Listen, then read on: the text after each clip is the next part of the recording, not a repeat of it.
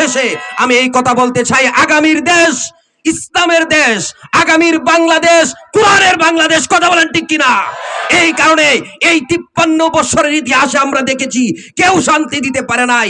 Awami League BNP যাই বলেন না কেন, কেউ শান্তি দিতে পারে নাই।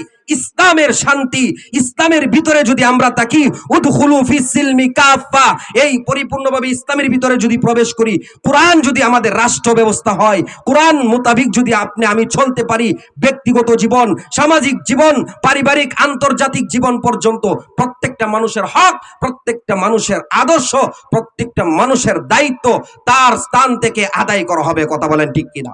এই কারণে আল্লাহ রাব্বুল আলামিন আমাদেরকে সকল ধরনের সকল ষড়যন্ত্র থেকে দেশ এবং জাতিকে যাতে আল্লাহ রাব্বুল আলামিন রক্ষা করে।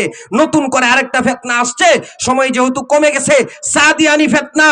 আমরা দেখেছি আমাদের দায়ী ভাইরা যারা টঙ্গীর ময়দানে সুন্দরভাবে জিকিরের সাথে ঘুমিয়েছিল, তাদেরকে ঘুমের মধ্যে ওইভাবে হত্যা করা হয়েছে।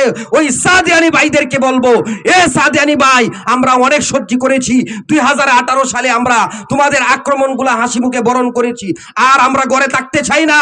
আমরা এখন তরবারির মাধ্যমে ওই সমস্ত ফরকা বাতিলা তাদের সাথে মোকাবেলা করতে চাই। কথা বলেন ঠিক কিনা?